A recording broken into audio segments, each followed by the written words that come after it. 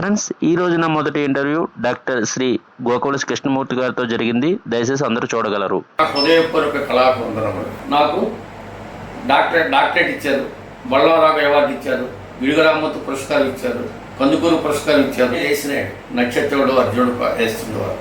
అంటే మా కుటుంబంలో కూడా ఈ నాటక రంగం అలాగా ఫాలో అవుతున్నాను అనమాట. అక్కడ 100 నాటిక ప్రదర్శిస్తే అందులో ఉత్తమమైనటువంటి నేను వచ్చాను.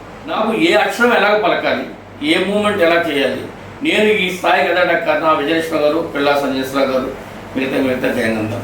అలాగే 70 మందిని సన్మానం చేశాం, డ్రామా కాంటెస్ట్ చేశాం.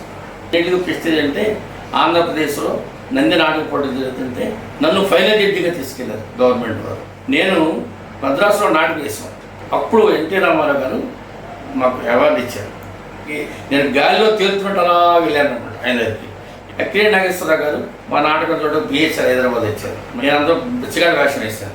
నీకంటే పెద్దలు అంటుంటున్నా, నేను నాకు వేషాలు చేయకుండా నాగేశ్వరరావు గారు. నేను ఇంచుమించులో 500 నాటకాలు ప్రదర్శన వేస్తున్నాను.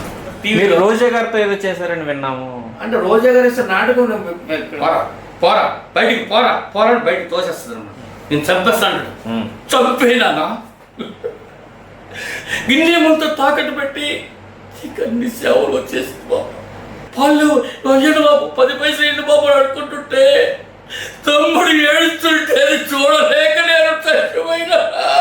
అందుకే చంపే కడుపు వచ్చిన ప్రతిసారి పిల్లలు పుడితే వాళ్ళు పోషించలేము అని అమ్మా అమ్మా అమ్మా నన్ను ఎప్పుడు బతికిస్తావమ్మా అని అడుగుతుంటే చూడండి. ఈవేళ మీ ద్వారా అశేష ప్రజానీకానికి నేనేంటి ఆర్టిస్ట్ని మీకు తెలియపరిచినందుకు మీకు చాలా ధన్యవాదాలు తెలుపుకుంటున్నాను. 10 కాలం పాటు మీ అభిమానాన్ని ఇలాగే మా మీద కోరుకుంటున్నాను.